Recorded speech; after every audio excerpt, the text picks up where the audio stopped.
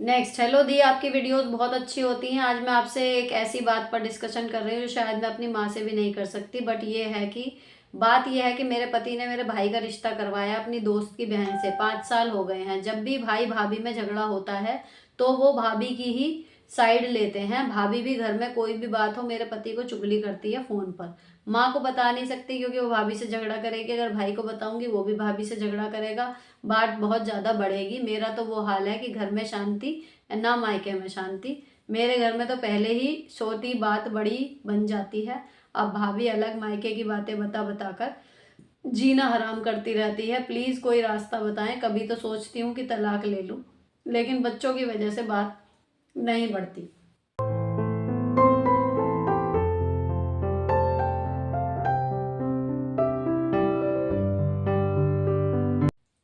देखो, आपको लग रहा है ये चीज़ बहुत बड़ी है, लेकिन एक्चुअल में देखो ना, आपका इससे कोई लिंक नहीं है। अब आपको अजीब लग रही होगी ये बात, लेकिन आपकी भाभी मैके की बात बता रही है। मैके में आप हो नहीं, तो आपका कोई रोल नहीं। अब आपके माँ और आपका भाई आपके भाभी के साथ जैसे भी रह रहे हैं, अगर वो ओरिजिनल बता रही हैं तो बिल्कुल ही कोई प्रॉब्लम नहीं है। लेकिन अगर वो मिर्च मसाला लगा के बता रही हैं, ठीक है ना, तो वो आपके माँ और भाई के बारे में बता रही हैं। आपके बारे में कुछ नहीं हो रहा वहाँ पे। रही बात यहाँ की कि यहाँ पे बड़ी बात छोटी बात भी बड़ी बन जाती है, वो मैं समझ रही हूँ कि आप कहीं पे अपनी इमेज किसी तरीके से बचा के चल रहे हो, पर पीछे से कोई ऐसा आ जाता है जो आपके पीहर से, जहाँ से आप जुड़े हुए हो, कहीं ना कहीं अगर मेरा भाई या मेरी माँ कुछ उल्टा काम कर रहे होंगे तो मेरी सास मुझे बोलेगी कि हाँ देखा तेरा भाई यूँ कर रहा है, हाँ देखी तेरी माँ ये कर रही थी। वो मैं समझ रही हूँ कि आपकी स्थिति ये हो गई है, लेकिन एक्चुअल में इतनी बड़ी नहीं है कि आप डिवोर्स लेने की सोचो। करना क्या है, अगर आपको कोई ताने दे उनकी बातों की वजह से, तो सीधे पल्ला झाड़ लो कि भैया मैं थोड़ी जा रही हूँ वहाँ करने, मेरी माँ क्या कर रही है, मेरा भाई क्या कर रहा है, ये उसकी पत्नी है। ये आपस में क्या कर रहे हैं बेडरूम में, जब ये साथ प्यार से सो रहे होते हैं या जब इनकी तालमेल बैठ रही होती है, जब भी फोन करके आपको बताती है क्या कि हाँ जीजा जी मैंने ये कर लिया, या ये मेरा अच्छा हो गया, आज इन्होंने मुझे फला गिफ्ट दिया, या आज इन्होंने मेरी रोटी बना के खिला दी मेरी सास ने, या आज मेरे से बड़े प्यार से बात करी, या मुझे एक माथे पे चुम्बन दिया और एक होंठों पे, ये भी बताती है क्या वो आपको? तो जब कोई लड़ाई की बात होती है तुरंत आपके पास फोन क्यों करती है? सिंपल, दो टूक अगर आपने ये कह दिया, उसमें दो होंगे कि या तो वो फोन करना बंद कर देगी, या फिर फोन करेगी भी ना तो आपके पास पलट के वो बात नहीं आने की कि तेरे घर में ही हो रहा, तेरे घर में ही हो रहा। अरे हो रहा है, मेरे घर में हो रहा है, मैं थोड़ी कर रही हूँ जाके। मेरा घर ये है, अब मैं इसे संभाल रही हूँ। यहाँ पे कोई दिक्कत हो जब मेरे से बात करो। वहां को मैं नहीं जा रही करने कि अब तो मेरे से ज्यादा आपको पता होती है वहां की, जाओ जाके संभाल लो। एक बार अगर आप पल्ला झाड़ लोगी ना, तो वो आपके मन से भले ना झड़े, लेकिन लोगों के आगे से झड़ जाएगा। फिर आपको कोई परेशान नहीं करेगा। इतनी सी बात के पीछे आप अपने घर में डिवोर्स लेने तक क्यों सोच रही हो बिना मतलब? आपकी अपनी गृहस्थी है, भाई की अपनी गृहस्थी है, ठीक है ना। पति पत्नी कल को वो एक हो जाएंगे, आप क्यों बिना मतलब अपना वो बिगाड़ रहे हो? ठीक है, आपके हस्बैंड के पॉइंट ऑफ व्यू से सोचो। उन्होंने रिश्ता करवाया, कहीं ना कहीं उनकी जिम्मेदारी हो गई ना अब लड़की की तरफ से। तो वहां से उसको, लड़की को कोई भी परेशानी हो रही है तो वो एज अ वो कि भाई इन्होंने मेरा रिश्ता करवाया, वो इसलिए बोल रही है। चाहे वो शिकायत में कह रही हो, चाहे वो साझा करने के लिए कह रही हो, ठीक है। और इनका क्या हो रहा है कि भाई मैंने रिश्ता कराया, मेरा साला था, मेरी जिम्मेदारी थी, तो वो उस रिस्पॉन्सिबिलिटी के चलते उसमें इन्वॉल्व हो रहे हैं। हो सकता है वो अंदर से वो भी इरिटेट हो रहे हो कि गलत ही रिश्ता करा दिया, रोज फोन आए रहते हैं। तो ऐसा नहीं है कि वो नेगेटिव उसमें ही जा रहे होंगे। तो थोड़ा सा साइड होकर सोचो, हर चीज़ में अपने आप को इतना ज़्यादा इन्वॉल्व मत करो। थोड़ा सा साइड हो जाओ ना, तो आपको लगेगा कि हाँ भाई इनकी इनकी इनकी चल रही है, मैं कौन खामा खा। तो आप शांत हो जाओगे। इतनी बड़ी बात नहीं है कि डिवोर्स तक की बात आए। नेक्स्ट मैम, मैं अपने हस्बैंड से एज में बड़ी हूँ, बच्चे भी थोड़े बड़े हो गए हैं, मेरा फिजिकल रिलेशन बनाने का मन नहीं करता, मैं उनसे प्यार बहुत करती हूँ। डॉक्टर को दिखा लो यार। नहीं तो अगर आपकी, भाई इसीलिए कहते हैं ना थोड़ा पति बड़े होते हैं, पत्नियां जो है वो कम उम्र की लाई जाती हैं। तो मुझे लगता है कि औरतों में जब मेनोपॉज वगैरह होता है ना, तो वो सेक्स की इच्छा बहुत कम हो जाती है ऑटोमेटिकली। तो शायद वो फेज आपका आ गया होगा, लेकिन उसके मुझे लगता है पार पाने के लिए या तो डॉक्टर हेल्प कर सकते होंगे, कुछ दवाइयाँ ऐसी दें कि वापस हमें वैसे थोड़ा सा यंग सा फील होने लगे अपने मन में। और दूसरी चीज़ वो लगती है कि मुझे लगता है यार दिल में प्यार होता होगा तो अच्छा लगता होगा, ऐसा नहीं है, मन मन तो करता ही होगा उसके बाद कि हाँ भाई, कि मतलब मन मन में अगर प्यार है तो तन से भी प्यार करने का फिर तो मन करेगा ना। तो कई बार लेकिन मुझे लगता है हार्मोनल चेंज शायद हो जाते होंगे, तो उस वजह से दिक्कत आती होंगी। तो आप एक बार, मेरी सलाह तो यही है कि आप डॉक्टर को दिखा लो, और दिखाने के बाद उन्हें बताओ अपनी प्रॉब्लम, तो क्या पता कोई दवाई ऐसी लिख दें कि जिससे आप वापस आ जाओ। और अपनी तरफ से कोशिश जारी रखो कि जब मन में प्यार है तो तन का प्यार भी होता रहे, ताकि आपका एक जो मैरिड वाला, वो कहना चाहिए जो रिलेशन है आपका मैरिज का, वो बढ़िया से चले। क्योंकि सारी चीज़ें ज़रूरी होती हैं, कोई चीज़ ऐसी नहीं है कि बेफालतू की है। तो अगर एक एज पे आके आपका और आपके हस्बैंड दोनों सेम पॉइंट पे आ गए कि भाई ठीक है, प्यार है, लेकिन अब शरीर उस स्थिति पे पहुंच गया कि भाई अब ये वाला फिजिकल रिलेशन वाली चीज़ में नहीं जाना, वो एक मुझे लगता है समझ में आती होगी बात कि चलो जी दोनों की एज हो गई। लेकिन अगर एक की इच्छा है, दूसरे की नहीं है, वो बड़ी कॉम्प्लिकेटेड स्थिति हो जाएगी। फिर दूसरा तो ऐतरफ सा घूमेगा। कई बार यहाँ पे कमेंट नहीं आते कि मेरा बहुत मन रहता है कि मेरे पति मुझसे प्यार करें, बातें करें, लेकिन वो देखते भी नहीं। तो वो वही चीज़ सेम पति पे भी बेचारे पे लागू हो सकती है ना, कि आपका मन नहीं है लेकिन उनको वो नॉर्मल फील कर रहे हैं। तो थोड़ा सा अपनी तरफ से कोशिश करो, और नहीं भी हो रहा तो फिर यह मेरी वो है कि डॉक्टर से आप बात कर लो तो ज़्यादा अच्छा। हाँ जी मैम, प्लीज़ गाइड मी, मेरे बेबी का फर्स्ट बर्थडे है, सब कहते हैं पार्टी करो, बट मेरा मन नहीं करता। मैं अपने बेबी को लेके घूमने जाना चाहती हूँ, बट सब इतना कहे जा रहे हैं कि मेरा ही कॉन्फिडेंस ख़त्म होता जा रहा है कि बेबी के साथ कैसे घूमेंगे। प्लीज़ गाइड कर, क्या करना चाहिए। देखो फर्स्ट बर्थडे का ना थोड़ा सा क्रेज ज़्यादा रहता है, घर वालों को भी रहता है और माँ बाप को भी रहता है। और दूसरी चीज़ मैं अपनी बताऊँ, जब बच्चा 1 साल का होता है ना, तो माँ की तो भाई रेल बनी हुई होती है उस टाइम पे। उसका तो हिम्मत, मतलब मैं मानती हूँ जो जो लोग पहला जन्मदिन मना लेते हैं ना, सच में बहुत हिम्मत होती है। मेरी तो 2 थी इकट्ठी, मैं तो हिम्मत ही नहीं जुटा पाई थी। इनको पालने में ही इतनी खर्च हो गई थी, कहना चाहिए कि मुझ में जान नहीं थी। इनका फर्स्ट बर्थडे, और लॉजिक क्या था कि 1 साल के बच्चे को पता तो होता नहीं क्या हो रहा है, मेरा लॉजिक ये था। वरना हिम्मत तो ये है, तब से मारते मारते अब ये 11 साल की हो गई, अभी तक मार ही रहे हैं हिम्मत, टाइम तो अब भी नहीं मिल रहा। लेकिन बात यह है कि उस टाइम पे लॉजिक ये था कि उस बच्चे को तो पता चल ही नहीं रहा कि उसका बर्थडे है, वो तो बाद में फोटो वोटो ही देखेगा। तो हम अपने खुशी के लिए काम फैलाएं और फिर समेटें। तो वो वाली चीज़ थी, तो नहीं हुआ था कुछ भी, है ना, सब मेरे ऊपर छोड़ दिया गया था कि भाई नहीं है, ठीक है, मन नहीं है। लेकिन मलाल मुझे अब तक है कि भाई फर्स्ट फर्स्ट बर्थडे था, इतने इंतज़ार के बाद आई थी बच्चियाँ, यार कर लेते थोड़ा सा, उस टाइम पे पुश कर लेते खुद को। तो इस टाइम पे आपके घर वालों का जो है वो थोड़ा क्रेज़ समझो।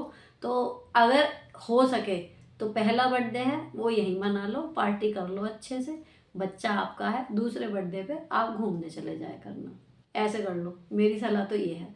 बाकी जैसा आपको ठीक लगे, अगर आपको लग रहा है कि करनी ही नहीं है, जाना ही है, तो बच्चा आपका है, मेन मर्जी तो आपकी ही चलेगी। नमस्ते दी, मेरी सास मुझे बाहर झूठा चोरी का आरोप लगा देती है, मैं बहुत परेशान हो जाती हूँ, सारा दिन जॉब करो और फिर उसकी ये झूठी बातें, दी सोल्यूशन बता दो। तो मैंने एक वीडियो अभी पीछे बनाई तो थी, 2 दिन बाद की, 2 दिन पहले ही, कि कोई आपको मेज कहेगा तो आप मेज समझ लोएगा को कोई, आप मतलब मेज थोड़ी समझी जाओगी। तो वो वाली बात है कि अगर वो झूठा आरोप लगा भी रही है चोरी का, आपने चोरी की नहीं, तो क्या ही फर्क पड़ रहा है, कह दो। फिर वही वाली पहली वाली बात कि हाँ मैंने ही तो चुराया है, सबसे बड़ी ज्वेल थीफ मैं ही हूँ। तो इसको कॉमेडी में लो, जब सामने वाला एक बेवकूफ़ी वाली बातें कर रहा हो ना, तो कई बार हमें उसका समझदारी की बजाय बेवकूफ़ी वाली बात से ही जवाब देना पड़ता है, ताकि उसको समझ में आए कि मैं क्या कह रहा हूँ। जब वो कह रहे हैं कि क्यों बकवास कर रही है, तब सीधे बोलो कि भैया शुरू किसने किया था।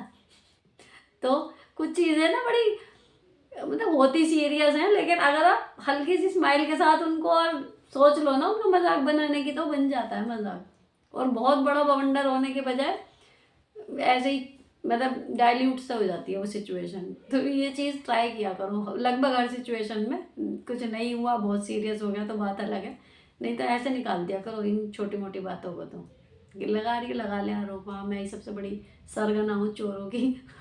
Next ma'am, I really need you, मैं जॉब करती थी डिलीवरी से पहले, अब जॉब नहीं किया क्योंकि इन लॉज का कोई सपोर्ट नहीं है। मुझे शादी से पहले ही हस्बैंड ने सास के नेचर के बारे में बताया था। शुरू में एडजस्ट करती गई क्योंकि जॉब थी तो बिजी रहती थी, पर डिलीवरी के बाद जब घर पर रही तो सास ने बहुत तंग किया, बच्चों को नहीं देखना, पूरा काम, और फिर भी वो नाखुश।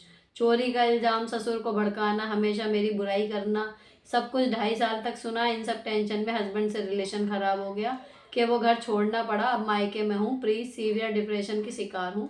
इस सिचुएशन में खुद को कैसे संभालूँ, प्लीज़ हेल्प। मुझे ऐसा लग रहा है कि ये प्रश्न मैंने जवाब दिया है।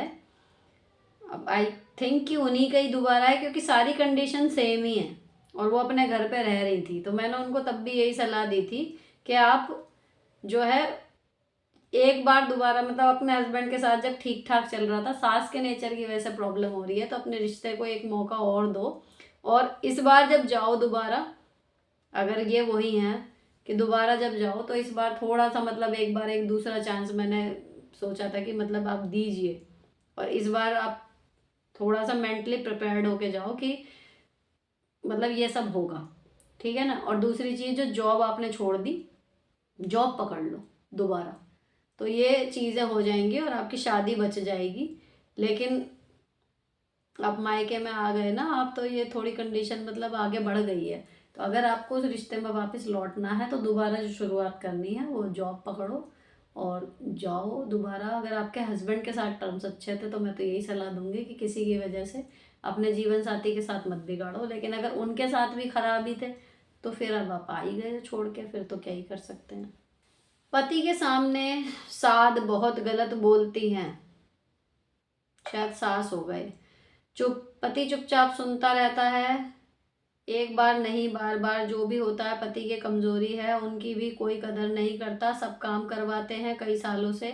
तो क्या बदनामी सुनती रहूं, साथ में मायके वालों की हम इज्जत करें। दूसरी बात, छोटे बेटे भी सारा काम भी करती है, ड्राई भी है, कोई नहीं जानता हम अलग हैं, तभी परेशान करती है। आई एम सॉरी, लेकिन मुझे ये समझ में नहीं आया क्वेश्चन क्या है, मैं नहीं समझ पाई। तो इसको आप दोबारा से, जिनका ये है उन्हें पता होगा, थोड़ा सा दोबारा से आप देखना, थोड़ा स्पेलिंग ठीक करके। मुझे ये बात समझ में आई नहीं तो मैं इसका कोई जवाब नहीं दे पाऊंगी, सॉरी। नेक्स्ट, मेरी एक 4 साल की बेटी है और अभी मेरा बेटा हुआ है 2 महीने पहले। मेरी बेटी खाने में बहुत ड्रामा करती है, टीवी दिखाओ तभी खाऊंगी, और भी जिद बहुत करती है। मुझे बहुत गुस्सा आ जाता है तो मैं उसकी पिटाई कर देती हूँ, बाद में दुख होता है। मैं क्या करूँ समझ नहीं आता, अपना गुस्सा कैसे कंट्रोल करूँ। तो देखो, गुस्सा तो होता है, मैंने एक बार रिप्लाई वीजी पे किया था, गुस्सा होता है डांस की तरह।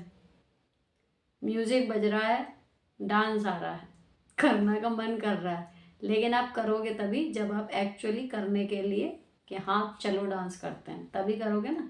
ऐसा तो नहीं आप खड़े हो आपका डांस शुरू हो गया। सेम चीज़ होती है गुस्सा। आपके अधिकारी कुछ कह दें, कोई बड़ा आदमी जिसके सामने आप नहीं बोल सकते, वो आपको कुछ कह दे, गाली भी दे दे, आप खून का घूंट पी के रह जाओगे। गुस्सा आपको आया लेकिन आपने निकाला नहीं। लेकिन वहीं आपको बच्चा है, उसने कोई इरिटेशन वाला काम कर दिया, आप उस पर चिल्ला पड़े क्योंकि आप यहाँ बोल सकते हो। तो गुस्सा तो अगर आपने सोच लिया कि मुझे कंट्रोल करना ही है, नहीं करना गुस्सा, तो गुस्सा तो कंट्रोल हो जाएगा। हमेशा वो याद कर लेना कि बिना निकाले डांस नहीं निकलता, गुस्सा भी नहीं निकलेगा जब तक मैं नहीं करूँगी। तो ये तो हो गई गुस्से को कंट्रोल करने की बात। दूसरी, जो वो कह रही है कि टीवी दिखाओ तभी मैं खाना खाऊंगी, चला दो टीवी। मेरी बेटियां भी टीवी देख के खाती हैं, लेकिन टाइम फिक्स करना और उस टाइम के बाद टीवी बंद कर देना, ये आपके हाथ में अब भी है। टीवी के साथ खाना है, खाओ खाना, लेकिन टीवी के साथ खाने का मतलब ये नहीं कि 2 घंटे लेके बैठे रहोगे। खाना है 20 मिनट में ख़त्म करना है, 20 मिनट बाद नहीं तो टीवी भी बंद हो जाएगा। सिंपल, थोड़ी सी उसकी मान लो, थोड़ी सी अपनी मनवा लो, बात खत्म। नेक्स्ट, हेलो दी, मैं वर्किंग हूँ। मेरे हस्बैंड वाइफ का रिलेशन काफ़ी अच्छा था। कुछ टाइम पहले मेरी ननद की शादी में मेरे हस्बैंड ने अपना और मेरा अकाउंट का पूरा पैसा लगा दिया, क्योंकि इन लॉज ने उतनी सेविंग नहीं की थी बेटी की शादी के लिए। मुझसे बोलकर ही लिया उन्होंने, मेरा मन तो नहीं था पर उनको दोस्तों से लेना पड़ता इसलिए दिए मैंने 3 मंथ के चाइल्ड केयर लीव पे थी, मेरी सैलरी भी नहीं आ रही थी तब। पैसे के लिए मैंने सोच लिया कि ठीक है फिर कमा लेंगे, पर हस्बैंड ने या इन लॉज ने एक बार भी नहीं बोला कि बहू ने पैसा लगाया, जैसे मेरी रिस्पॉन्सिबिलिटी थी। इस बात से हस्बैंड से मन दुखी सा हो गया है और हमारा रिश्ता खराब सा ही होता जा रहा है। भाई देखो, नहीं कहेंगे वो, पर्सनल एक्सपीरियंस से बताऊं, देख के बताऊं, इधर उधर जो भी है, कोई नहीं कहता कि हाँ बहू ने किया, बहू ने जो भी किया वो उसका फर्ज था। बस सिंपल सी बातें होती है। जैसे माता पिता का मानते हैं ना कि वो अपने आप को बेच के भी बच्चों को पाल दे, तो ये होता है कि भाई तुम्हारा तो फर्ज था हमें पालने का। सेम गोज विद बहू इन एवरी हाउस, कि भाई वो कितना भी कर ले, जितना कर दिया कह रहे फर्ज था, भाई घर की बहू है वो। पिछली बार यही तो हुआ था कि टॉपिक यही तो निकला था कि आप हम तुम हमारे परिवार का हिस्सा हो, फील आ नहीं रहा। परिवार का हिस्सा ऐसा, आप परिवार का हिस्सा बनाते हैं कि आपके ड्यूटीज तो आपको सारी, कि भाई ये तेरा घर है, तू घर की बहू है, मालकिन है, तुझे सब कुछ संभालना। वो बेचारी सुबह से लेकर रात तक यही। और जब अधिकार की बात आती है, कोई डिसीजन लेना हो, तो उसे पूछेंगे भी नहीं, है ना। तो ये तो चलता ही आ रहा है, हर घर में है, हर दूसरी औरत के साथ हो रहा है। तो यहाँ पर वो कहेंगे तो नहीं, इसकी तो उम्मीद छोड़ दो कि हाँ बहू ने पैसा लगाया। एक कंडीशन ये हो सकती है, आपके सामने ना कह रहे हो, बाहर अपने रिश्तेदारों में कह रहे हो, पॉसिबिलिटी है इस चीज़ की। लेकिन अब जब आपने अपने हस्बैंड के प्यार में उनके भले को सोच के पैसे दे दिए, अब अपना और अपने हस्बैंड का रिश्ता खराब मत करो पैसे के लिए, पहली चीज। दूसरी चीज, आगे से ऐसा करने की बजाय जब आपको महसूस हो गया कि मैंने एक बड़ा एफर्ट डाला, बदले में रिवर्ट बैक कुछ नहीं मिला, तो अगर आप इस चीज के लिए मेंटली तैयार नहीं हो, आपको चाहिए कि आप कर रहे हो तो लोग कहें भी, तो भाई अगली बार से आपको चाहिए कि जब आप मतलब ऐसी सिचुएशन अगर आए, तो फिर आप मत करो। क्योंकि भलाई बुराई का हो, काम करने का हो, या पैसे देने का हो, मेरा हमेशा मानना ये है, और मैं हमेशा यही सलाह देती हूँ कि किसी की मदद या किसी की भलाई उतनी करो जितनी आप दान समझ के दे सको। अगर आप बदले की उम्मीद रखोगे कि मैंने इसके लिए किया है, कल को ये मेरे लिए भी करेगा, या ये चीज़ मेरे लिए वापस आएगी, तो जब वो नहीं आती ना, तो पड़ता है जोर, फिर रिश्ते टूट जाते हैं। जिस रिश्ते के लिए हमने इतना बड़ा एफर्ट डाला था, वही रिश्ता खत्म हो जाता है। इससे बढ़िया ये है कि अगर हमारे जी से नहीं छूट रहे हमारे पैसे उस टाइम पे, तो हम नहीं देंगे। मैं पर्सनल अपना बता रही हूँ, अगर मेरे जी से किसी को देने के लिए 2 लाख रुपए पड़े हैं मेरे अकाउंट में और मैं नहीं देना चाह रही, मेरे लिए बड़ी रकम है, मैं उन 2 लाख को भूल नहीं सकती देके, तो मैं नहीं दूंगी 2 लाख। लेकिन 20,000 रुपये कोई मांग रहा है और मेरे को पता है ये 20,000 वापस नहीं भी आए, तो मुझे अब फर्क नहीं पड़ेगा, तो मैं 20,000 दे दूंगी। अगर मेरे दिल से वो 2 लाख भी ऐसे जा रहा है कि ले लेने दे, नहीं दिएगा नहीं देगा, दे दूंगी तो दूंगी। अगर मुझे लग रहा है 2 लाख वापस ना आए तो मुझे बहुत बुरा लगने वाला है, तो मैं उसे नहीं दूंगी। क्योंकि उम्मीद आप अपने से रख सकते हो, सामने वाला उसका रिवर्ट बैक क्या देगा ये कभी भी पक्का नहीं होता, और अक्सर उम्मीदों से अलग ही होता है। ठीक है ना। तो एहसान या परोपकार या मदद किसी की भी, चाहे घर परिवार की हो या बाहर हो, उतनी करो जितनी करके आप भूल सको। वो इसी पे तो कहावत बनी हुई है, नेकी कर दरिया में डाल। तो वो रिवर्ट बैक भगवान आपको जहाँ से देगा दे देगा। इंसानों से उम्मीद मत रखो, कुछ मिल गया पलट के बोनस है, नहीं मिला तो आपको दुख नहीं होगा। तो आगे से पैसे के मामले में थोड़ा सा अलर्ट हो जाओ कि भैया ठीक है, अगर अब हुआ तो ले लेना, तो बाहर से ले लेंगे आराम से, कोई दिक्कत नहीं। लेकिन अब रिश्ता खराब मत करो, अब जो गया उसे भूल जाओ और वापस से अपने हस्बैंड के साथ अच्छे से रहो, अपना रिश्ता सुधारो। जिंदगी बहुत बड़ी है, पैसा फिर कम जाएगा, कोई बात नहीं। अभी ये नेक्स्ट एक क्वेश्चन आया है, ये मैं ऐसे स्क्रॉल कर रही हूँ ना, तो 1 2 3 पूरे 3 स्क्रीन भर के है, और स्पेलिंग्स इतनी गलत है कि मैंने इसको पढ़ने की कोशिश की, लेकिन मुझे इनकी बात समझ में नहीं आई। और ये रो रही हैं कमेंट करते हुए, मुझे ये समझ में आया, जो कुल मिला के मोटी मोटी बात समझ में आ रही है वो ये है कि सास की डेथ हो गई है और हस्बैंड को काफ़ी परेशानी है, ससुर भी सपोर्ट नहीं कर रहे हैं और उनके हस्बैंड डिप्रेशन में जा चुके हैं। लेकिन अब मुझे पूरी तरीके से जब बात समझ में नहीं आ रही, तो मैं इस पर कोई टिप्पणी नहीं कर पाऊंगी। I am so sorry. लेकिन कोशिश कीजिएगा थोड़ी सी क्रिस्प और स्पेलिंग ठीक करके लिख दें आप, तो मैं नेक्स्ट इसमें इसको ज़रूर पढ़ लूँगी। नेक्स्ट, हाय दी, आपने मेरे 3 क्वेश्चन का आंसर दिया, उसके लिए बहुत थैंक यू। लेकिन दी, मुझे एक बहुत बड़ी वाली प्रॉब्लम है क्लीनिंग की। मुझे ओसीडी है, कहीं भी जाती हूँ बाहर तो बहुत परेशान रहती हूँ कि कुछ गंदा मुझे ना लगे। बाहर वॉशरूम भी यूज़ नहीं कर सकती क्योंकि मुझे गंदगी का डर रहता है। मेरे घर में कोई चप्पल जूते पहन के अगर आ भी जाता है तो मुझे एंजाइटी होती है, सब कुछ साफ़ करने लग जाती हूँ। इस वजह से मेरा टाइम भी बहुत बर्बाद हो जाता है। ओसीडी है लेकिन दवाई लेना मुझे सूटेबल नहीं हो रहा। मैंने दवाई लेके भी देख लिया, इस वजह से मेरे हस्बैंड के साथ भी झगड़ा हो जाता है और मेरी बेटी भी मेरी इस आदत की वजह से परेशान हो जाती है। प्लीज़ आप क्या सोचते हो, इंसान को कितनी क्लेanलीनेस रखनी चाहिए? क्या बाहर का वॉशरूम यूज़ करने से, चप्पल पहन के घर में आने से कोई प्रॉब्लम आपको होती है क्या? आप करती हो? मुझे बताओ प्लीज़ दी। बताना अजीब है थोड़ा, पर ये प्रॉब्लम मेरे लिए बहुत बड़ी है। तो देखो, जब आप खुद ही एडमिट कर रहे हो कि हाँ परेशानी तो है, क्लैनलीनेस इतनी सीख है कि हाथ में जर्म्स ना हो ये वो, लेकिन जब एक अति में बढ़ जाती है तभी तो उसको एक ओसीडी नाम दिया गया है। अब इसकी वजह से जिसे है वो तो अपनी आत्मसंतुष्टि के लिए सफाई में लगा रहेगा, लेकिन जो उसके आसपास के हैं वो अननेसेसरी टॉर्चर होते रहते हैं, जैसे कि आप अपने हस्बैंड और बेटी के बारे में बता रहे हो। तो अगर दवाई लेने से भी आपको आराम नहीं लगा तो अब इसमें मैं आपको इससे आगे की क्या ही बात बता सकती हूँ, क्योंकि डॉक्टर ही आखिरी उम्मीद होते हैं इस तरीके की। अगर हमें कोई प्रॉब्लम हो रही है तो डॉक्टर उसके लिए कुछ करते हैं, दवाई देते हैं तो हम भाई ठीक हो जाते हैं।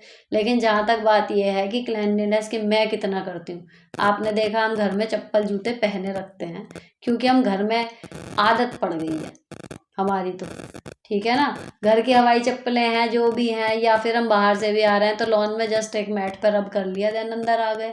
तो मेरे यहाँ तो इतना कुछ है नहीं कि ओसीडी वाली तो छोड़िए, नॉर्मल अपना सफाई रहती है कि ठीक ठाक है ना। और रही बात बाहर के वॉशरूम वगैरह यूज़ करने की, वो आप सही कह रहे हो कि इतने ज़्यादा उसमें जर्म्स होते हैं तो इन्फेक्शन वगैरह होने का रहती है टेंशन। तो उसके लिए काफ़ी स्प्रे वगैरह आते हैं जो ट्रैवल किट में आप रखते हो, वो कर सकते हो। या फिर ऐसे होटल वगैरह जो आप स्टे कर रहे हो वहाँ पे तो ढंग के मिल ही जाते हैं, हर जगह गंदा भी नहीं मिलता। तो भैया ये है कि अगर नॉर्मल से चीज़ें चल रही हैं तो आदमी सर्वाइव कर जाता है, लेकिन अगर आप सर्वाइव ही नहीं कर पा रहे तो इसमें आपकी भी कोई गलती हम नहीं दे सकते, है ना। लेकिन मेरे कहने से अगर आपको फ़र्क पड़ रहा है तो यही है कि इतनी ज़्यादा जितनी आप बता रही हो इतनी भी सफाई की ज़रूरत नहीं होती, नॉर्मल लोग भी सर्वाइव कर जाते हैं। ऐसा नहीं है कि इससे थोड़ी कम होगी, हम बाहर जाके भी कुछ गंदगी दिख गई तो उसे साफ करने में लग गए, तभी हम स्वस्थ रहेंगे। तो आप मान रहे हो आपको ये प्रॉब्लम है तो थोड़ा सा कोशिश खुद करो कि लेट इट बी। पता है, एक जो हमारी एज के होंगे, मतलब 80s के वाले बच्चे होंगे, उन्हें याद होगा किताब आती थी गद्य संकलन पद्य संकलन आती थी ना 10th में। तो उसमें कहानी थी तौलिया, वो इसी पे ही थी कि वो पत्नी को बहुत ज़्यादा सफाई की आदत थी, पति की थी नहीं, वो बेचारा बस अनमने मन से झगड़े में हार मान के बैठ जाता था। तो फिर पत्नी दुखी होके सोचती है कि नहीं मैं अपने अंदर चेंज लाऊंगी। उसकी सहेलियां आती हैं तो वो अपनी सारी सफाई के नियम कायदे एक तरफ रख के बिस्तर में पैर लेके बैठ जाते हैं रजाई में, एक तो तौलिए से पोंछ लेते हैं हाथ और मुंह, इस तरीके की चीज़ें वो कर लेते हैं। तो वो बताती है बड़े प्राउडली कि आज तो मैंने ये किया। तो ठीक है, लेकिन सडनली उसका हस्बैंड जो है उसी तौलिया को उठा के मुंह पोंछ लेता है, जैसे उसकी सहेलियां पोंछ के गई थी वो फिर शुरू हो जाती है कि भाई अभी तो इससे पोंछ के गई है ये है। तो ये आप कंट्रोल नहीं कर सकते, लेकिन हाँ थोड़ा बहुत इसको कोशिश कर सकते हो। आप ये मान के चल सकते हो कि ये प्रॉब्लम मुझे है, मैं कर रही हूँ, लेकिन मेरे पति और बेटी को जैसे ठीक लग रहा है उनको करने दो, उन पे मत चिल्लाओ। हेलो दी, मैंने एपिसोड 31 में भी अपना सवाल किया था, वहाँ से डिलीट हो गया, फिर कर रही हूँ। मेरी शादी 2005 में हुई थी, तब मैं सिर्फ 18 साल की थी और 12th पास। शादी के 3 साल में ही मुझे 2 बेटे हो गए। शादी में हस्बैंड की पढ़ाई और जॉब को लेकर मेरे इन लॉज ने झूठ बोले। 2 बच्चे होने के बाद भी हस्बैंड कुछ काम नहीं करते, तो मेरे पापा ने अपने साथ बिजनेस में लगाया। हस्बैंड ड्रिंक करने लग गए बहुत और इन लॉज का कोई सपोर्ट नहीं था। मेरे बच्चों की स्टडी भी पापा थे मेरे, तब तक उन्होंने करवाई। ससुराल वाले हर बात के लिए ब्लेम करते हैं, यहाँ तक कि हस्बैंड की ड्रिंक को लेकर भी मुझे सुनाते थे कि तेरे बाप के साथ का पैर लगाकर दारू पीने लगा है। हस्बैंड दारू के लिए मेरे गोल्ड चुरा कर ले जाने लगे और हाथ भी उठाने लगे थे। दिन में बिना पिए सही रहते थे। 2020 में मेरे पापा की डेथ हो गई। उसके बाद मैं हस्बैंड और बच्चों के साथ बाहर रहने आ गई। अब हम दोनों जॉब करने लगे। कुछ दिनों तो सब ठीक रहा, फिर वही सब कुछ। एक दिन हस्बैंड ने सुबह ही पीकर घर में तोड़फोड़ कर दी, यहाँ तक कि टीवी और फ्रिज भी, और दोनों बच्चों को लेकर गाँव चले गए। मैं भी गुस्से में थी तो मैंने केस लगा दिया। इन लॉज को मौका मिल गया और उन्होंने बच्चों और पति को पूरी तरह अपने फेवर में कर लिया। मैंने कई बार कॉल किए पर वो लोग नहीं आए। फिर मैंने डिवोर्स लगा दिया। हम लोग पूरी तरह गाँव से हैं तो डिवोर्स तो कलंक माना जाता है।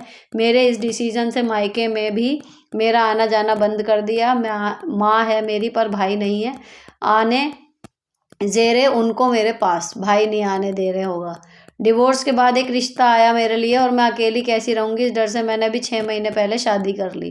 तब से ही बच्चे भी बात करने लगे हैं और कहते हैं कि मम्मा वापस आ जाओ, और उनके पापा भी। यहाँ पर मेरे हस्बैंड के सिवाय किसी को भी मेरे बच्चों के बारे में नहीं पता और ये डिसीज़न उनका ही था। मुझे यहाँ सब होते हुए भी खुशी नहीं मिलती। बच्चों की याद आती है और बहुत गिल्ट में रहती हूँ।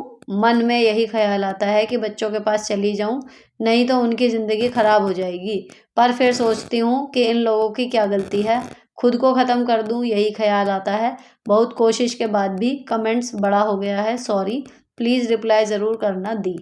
तो देखो, पूरी कहानी सुनने के बाद आपने जो किया लाइफ में वो हो गया, ठीक है। लेकिन अब आपको क्या करना है, जहाँ पे अब आप सेकंड मैरिज करके रह रहे हो, यहाँ आप बिल्कुल ठीक हो कि इन लोगों की क्या गलती। ठीक, आपकी पुरानी लाइफ को भुला के आपके हस्बैंड ने दूसरे नंबर के जो हैं उन्होंने एक स्टैंड लिया और कुछ सोच समझ के ही आपके बच्चों के बारे में घर पे नहीं बताया होगा। अगर आप अब अपने बच्चों के पास जाएंगी तो सोचिए उस भले आदमी की क्या गत होगी, कितना वो झूठा बनेगा, ठीक है ना। और जो बच्चे आपके फेवर में मतलब तब नहीं आए जब अलग हो गए, आप फ़ोन कर रहे हो, सब कुछ कर रहे हो, अब आप अपनी लाइफ में सेटल हो गए दोबारा, अब वो फिर फ़ोन करने लगे, फिर क्या होगा, जहाँ से आप निकल के आए हो वापस फिर वहीं जाओगे, फिर क्या करोगे, फिर यहाँ भी जगह नहीं होगी और वहाँ भी, तब क्या करोगे। तो बेस्ट यही है, इस टाइम अपना मन थोड़ा पक्का करो। बच्चों का फ़ोन आए तो वो उन्हें सीधे बोलो कि बेटा मम्मा अब वापस नहीं आ सकती। जब मम्मा वापस आने के लिए बहुत कोशिश कर रही थी तब परिस्थितियाँ बदल गई थी, जब आप लोगों ने भी अलग तरीके से बिहेव किया था। अभी मम्मा चाह के भी वापस नहीं आ सकती। आप लोग अपना ध्यान रखो और वहीं रहो। हाँ, कभी कोई परेशानी हो, कुछ हो तो बताना, मुझसे जितना हो सकेगा मैं तुम्हारे लिए उस टाइम पे हेल्प करने की कोशिश करूँगी, लेकिन मैं वापस नहीं आ सकती। आपको एक बार दो टूक अपने बच्चों को समझाना होगा। मन दुखी हो, रो लो, वो सब इट्स ओके। अपने आप को टाइम दो इस चीज़ से उभरने का, लेकिन वापस जाने का ऑप्शन आपके पास अब नहीं बचता एथिकली अगर देखो तो। एक है ये, आपसे एक बात के लिए और थैंक यू। पहले मैं घर किचन में इतना ध्यान नहीं देती थी, समेटती थी पर बस काम चलाऊँ, बट आपको देख के लगा कि जब आप इतना बिजी होके इतना कुछ कर सकते हो तो मैं तो हाउस वाइफ हूँ, मैं इसका आधा तो कर ही सकती हूँ। बर्तन साफ करना बहुत बड़ा काम लगता था, आपके तरीके से मिनटों में हो जाता है। थैंक यू मेरी लाइफ में आने के लिए। आई विश आपसे कभी मिल पाऊँ। आई होप कभी मेरठ आऊँ, आपसे मिलने की इच्छा जाहिर करूँ तो आप मना नहीं करोगे। लॉट्स ऑफ लव एंड आपको lots and lots of blessings. Thank you. एक ये क्वेश्चन है, मेरे हस्बैंड सिर्फ मुझसे ये प्रॉब्लम है कि मैं कमाती क्यों नहीं। मैं जॉब ज़रूर करती बट मेरा 4 साल का बेटा है, ऑटिज्म है उसको, उसे कौन देखेगा, वो ध्यान में नहीं है उनको आ रहा। उनका कहना है कि मैं जॉब भी करूं और बच्चा भी देखूं। इज़ इट पॉसिबल, आप बताइए। और इन लॉस तो पहले ही बोल दिए, हमारी अभी उम्र हो गई है, खुद का बच्चा खुद संभालो। देखो, अगर आपके हस्बैंड चाहते हैं कि आप जॉब करो तो उस जॉब से कुछ पैसे आएंगे तो आप अपने बच्चे के लिए केयर टेकर रख सकते हो उस टाइम पे, दोनों प्रॉब्लम आपकी सॉल्व हो जाएंगी। नेक्स्ट है एक और चीज़, दीदी हस्बैंड से क्लैशेस के बाद भी मेंटल हेल्थ पर कैसे काम करें। देखो, हस्बैंड हमारी लाइफ का एक बहुत इंपॉर्टेंट हिस्सा है, प्यार करते हैं हम उनसे, है ना। और अगर वो कुछ कह देते हैं तो उससे बाहर आना नेक्स्ट टू इम्पॉसिबल हो जाता है। थोड़ी सी भी अनबन हो जाए, जितना प्यारा रिश्ता है उतना ही ज़्यादा आप पे इफ़ेक्ट भी डालता है। लेकिन अगर हस्बैंड से क्लैश हुए हैं और उनका वापस में आना और आपका वापस में आना, दोनों में से कौन जल्दी रिकवर होता है डिपेंड करता है, उसको पहल करनी पड़ेगी उस रिश्ते को दोबारा से नॉर्मल लाने में, ठीक है ना। यहाँ पे ईगो को बिल्कुल ना आने दें कि पहले वही बात करेंगे या पहले मैं ही बात करूँगी। हर एक का अपना टाइम लगता है उसको वापस नॉर्मल होने में, तो जितना जल्दी हो सके आपको उस रिश्ते को दोबारा नॉर्मल टोन में लाने में, काम करने में जुट जाना है। सबसे बड़ी चीज़ है कि कितने भी उनसे क्लैशेस हो जाएं, एक तो उनसे बात करना बंद मत करो, कन्वर्सेशन बंद मत करो। जब हम उनसे बिल्कुल बात नहीं करते, एक आदमी से हम सारी बातें शेयर कर रहे हैं और सडनली कोई क्लैश हो गया, हम उससे बिल्कुल बात करना बंद कर देते हैं नॉर्मल भी, वहाँ पर बहुत जल्दी रिकवरी होने के चांसेस ख़त्म हो जाते हैं। तो एक तो कितनी भी बड़ी बात हो जाए कन्वर्सेशन बंद मत करो, थोड़ी ही सही, नॉर्मल शब्दों में सही, लेकिन बातें करते रहो। खाने में क्या खाना है, सब्जी, ये चीज़ आनी है, या कपड़े आपके धुल दिए हैं, प्रेस कर दिए हैं, छोटी छोटी बातें एक दूसरे से करते रहो तो बहुत जल्दी आप वापस आ जाओगे। और दूसरी चीज़, अगर पर्पजली वो आपको हर्ट करने के लिए ही ऐसा कर रहे हैं तो आपको ये समझ में आ जाना चाहिए कि एक आदमी को पता है कि उसके बोलने से मुझे दुख होगा, फिर भी वो बोल रहा है। तो फिर अब आपके सुख दुख की जिम्मेदारी, अपनी मेंटल हेल्थ की जिम्मेदारी आपकी होती है। तब आपको ये करना है कि ठीक है, अगर वो इतनी मेरी सोच रहे होते तो ऐसी बात मुझे करते नहीं।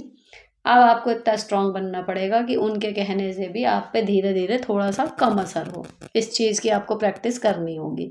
लेकिन हाँ, ये टफेस्ट होता है मुझे लगता है डील करने में। आप हर किसी को डील कर लोगे, एक तो अपने बच्चे और एक अपना पति, इन लोगों के साथ कुछ भी क्लैश होता है ना तो बहुत मुश्किल आती है उस चीज़ को सॉर्ट आउट करने में अपने दिमाग से। अगला है, मैम मैं 1 साल से ओवर थिंकिंग से परेशान हूँ। तब से ही मेरे हस्बैंड दूर दूर रहते हैं और एक बड़ी बात, उनको मोबाइल एडिक्शन है, इसकी वजह से झगड़ा होता है। हो सकता है दोनों चीज़ें आपस में जुड़ी हो, आप ओवर थिंकिंग करती हो, आपके साथ बातें सही ना हो पाती हो, और मोबाइल का एडिक्शन तो अब हर एक को है, किसको नहीं है। सब फ़ोन में घुसे रहते हैं, रात को नींद आ रही है, आँख झुक रही है, टीवी नहीं है तो फ़ोन देख रहे हैं। तो मोबाइल का एडिक्शन तो ऐसा है कि जब उन्हें बाहर की दुनिया में कुछ इंटरेस्टिंग दिखेगा तो वो छूट जाएगा, झगड़ा करने से नहीं छूटेगा। फ़ोन आप लेके हाथ से रख दो, लेकिन उस फ़ोन को लेके रखने के बाद आपके पास भी कोई इंटरेस्टिंग बात अगर है करने के लिए तो वो सुन लेंगे, नहीं तो फिर उन्हें लगेगा कि फालतू की बातें कर रही है, ऐसे तो मैं फ़ोन देख लूँ। ठीक है ना? तो फ़ोन एडिक्शन छुड़वाना बड़ों से, बच्चों से भी ज़्यादा मुश्किल होता है। बच्चों को तो धमका दिया, फ़ोन लेके रख दिया, पासवर्ड बदल दिया, 10 चीज़ हैं, बड़ों का क्या करोगे? तो उनको बदलना थोड़ा और मुश्किल होता है। लेकिन अपनी ओवर थिंकिंग का तो सिंपल ये है, मैंने एक बार वहाँ भी बताया था लिव लाइफ ईजी वाले पे, ओवर थिंकिंग के शब्द में ही उसका आंसर जुड़ा हुआ है। ओवर थिंकिंग का मतलब आपने ज़्यादा सोच लिया। तो जब सोचना ज़्यादा हो जाता है ना तो उसको बैलेंस करने के लिए एक्शन लेने ज़रूरी होते हैं।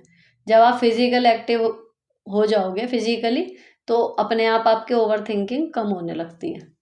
तो जितना भी आप सोच रहे हो ना उसे छोड़ दो। ये मत सोचो मुझे सोचना नहीं, मुझे सोचना नहीं है, वो तब भी आप उतना ही सोच रहे होते हो।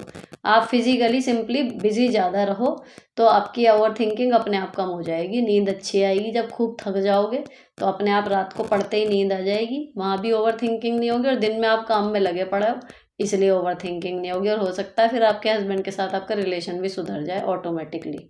नेक्स्ट है, ये सेकंड लास्ट है। दीदी मेरा एक सवाल है, मैंने आपसे एपिसोड 1 में क्वेश्चन किया था, उसका आपने बहुत अच्छा रिप्लाई किया, और जहाँ मेरे घर वाले बोल रहे थे वहीं शादी के लिए हाँ भी कर दी। अब मेरी इंगेजमेंट भी उस लड़के से हो गई है, सब ठीक से हुआ फंक्शन। मैं मुस्लिम हूँ तो इंगेजमेंट में वो मेरे से नहीं मिले, लेडीज़ जेंट्स अलग अलग 2 सेरेमनी हुई, बट फ़ोटोज़ में वो खुश नहीं लग रहे थे, सबसे अच्छे से मिले। उनकी मम्मी भी कभी कभी मेरे से बात कर लेती हैं, वो लोग गाँव में रहते हैं, हमारी सिटी के पास है। वो लड़का मेरे से कॉल या मैसेज में बात नहीं कर रहा। मुझे बार बार नेगेटिव थॉट्स आते हैं, लगता है जैसे मैं घर वालों की खुशी के लिए कर रही हूँ शादी, कहीं वो भी तो ऐसा ही नहीं कर रहे। कभी लगता है मैं उन्हें पसंद नहीं हूँ, मैं वेल एजुकेटेड वर्किंग हूँ बट जॉब में मन नहीं लग रहा। वो लड़का भी एजुकेटेड है, जॉइंट फैमिली है, बस रोज़ डर लगता रहता है कहीं मेरे साथ शादी के बाद कुछ गलत ना हो जाए, उसकी लाइफ में कभी कोई और हो, इसलिए वो मेरे में इंटरेस्ट नहीं दिखा रहा। मैंने उनको ना वे अपना भाई के फ़ोन नंबर से लिया है, बट समझ नहीं आ रहा खुद से ऐसे कॉल करना सही है या नहीं। ज़िंदगी